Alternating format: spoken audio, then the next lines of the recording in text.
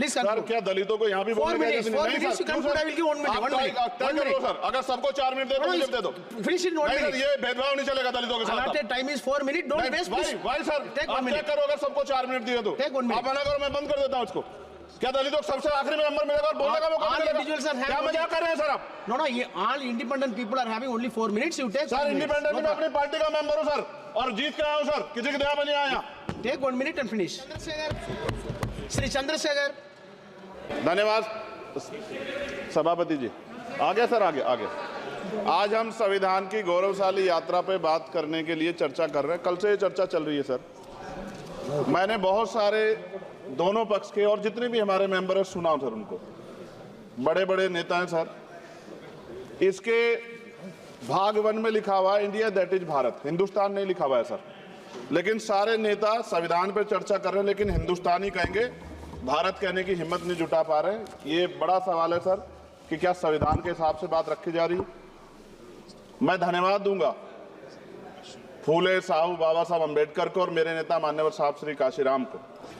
25 नवंबर 1949 को संविधान को सौंपते हुए डॉक्टर बाबा साहब अम्बेडकर ने कहा था कि 26 जनवरी 1950 को हम विरोधाभास भरे जीवन में प्रवेश करने जा रहे हैं। राजनीतिक जीवन में तो हमारे पास समानता होगी, लेकिन सामाजिक और आर्थिक जीवन में असमानता होगी। क्या ये चुनौती आज 75 साल बाद दूर हुई है? भारत ने 26 जनवरी 1950 को संविधान लागू होने के साथ खुद को एक संप्रभु लोकतांत्रिक और गणतांत्रिक राज्य होने का ऐलान किया। लेकिन सर, उस समय संविधान की स्थिति ये थी कि जैसे गांव का कोई आदमी, मैं 50 की बात कर रहा हूं, वो 50 साल पहले शहर में आ जाता और बड़े लोगों की महफिल में चला जाता, उस जहां वो खाना खा रहे हो, और वो टेबल पे नैपकिन को खा के जो है ये कहता कि ये तो फीका, क्योंकि वो जानता ही नहीं था, वो समझता नहीं था संविधान को, संविधान है क्या। संविधान उसके लिए महज दस्तावेज था।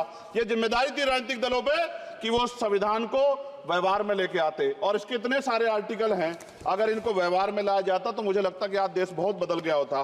बाबा साहब ने कहा था कि लोकतंत्र भारतीय भूमि का केवल ऊपरी पोशाक है। उनके अनुसार यहाँ की संस्कृति अनिवार्य तौर पर लोकतांत्रिक है।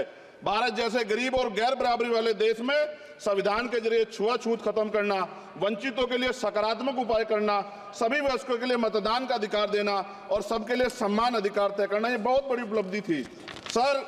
ये संविधान है कि आप वहां बैठे हैं और मैं यहाँ खड़ा होकर अपनी बात रख रहा हूं, और इस देश में आदिवासी महिला के तौर पे जो है राष्ट्रपति बनी है, और प्राइम मिनिस्टर तो नहीं बना, लेकिन शेड्यूल कास्ट के बड़े नेताओं को भी जो है राष्ट्रपति बनने का मौका मिला। इस संविधान की देन, अगर वोट हम पे नहीं होता तो शायद अमीर और जो राजा महाराजा खुद को मानते हैं हमारी गलियों तक नहीं आ पाते, हमारे हाल नहीं जान पाते। आजादी का मतलब सर सिर्फ अधिकार पाना भर नहीं है, इसके लिए हमारे संविधान में सरकार और नागरिकों के अधिकारों के शासन के कर्तव्यों का विस्तार से उल्लेख किया गया है। बाबा साहब ने संविधान सभा में दिए गए भाषण में कहा था कि स्वतंत्रता आनंद का विषय है, पर अब हमें अपनी जिम्मेदारियों पर भी ध्यान देना होगा। संविधान ने सुनिश्चित किया कि रानी के पेट से राजा जन्म नहीं लेगा, वोट से नेता तैयार होगा। आर्थिक बराबरी के लिए सरकार क्या कर रही है? गरीब और गरीब हो रहा है और अमीर हो रहा है। सुबह उठते कहीं बम की धमकी मिलती, कहीं दंगे की। ये अमृत काल है सर, यह धमकी काल है। कितना बढ़ रहा है आर्टिकल 15 सर। भारत में आज भी घोड़ी चढ़नी बैठती होती है। प्लीज सर, क्या दलितों को यहाँ भी बोलने का नहीं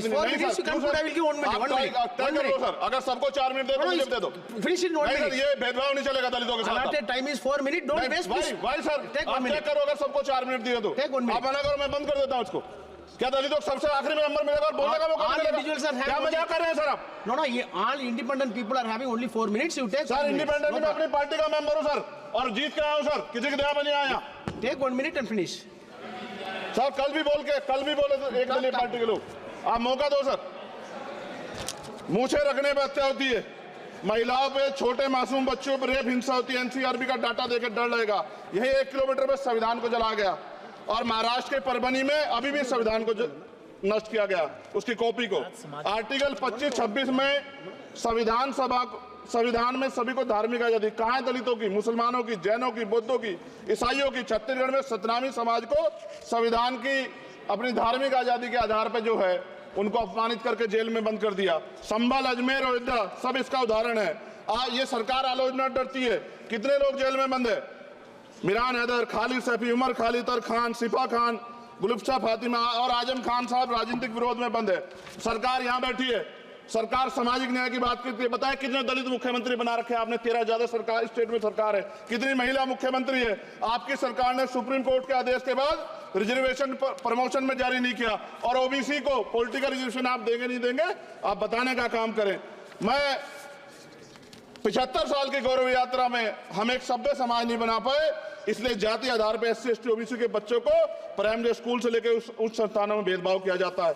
सरकार निरंकुश हो गई, कोई बुलडोजर से कार्रवाई करता है। कल मंत्री जी ने कहा हमने राष्ट्रीय पिछड़ा वर्ग आयोग बनाया, 69 शिक्षक भर्ती में उसकी सिफारिशों को नहीं माना। EWS के जरिए आपने संविधान पे आरक्षण के प्रावधान पे हमला किया। 1 मिनट में खत्म कर रहा हूं सर।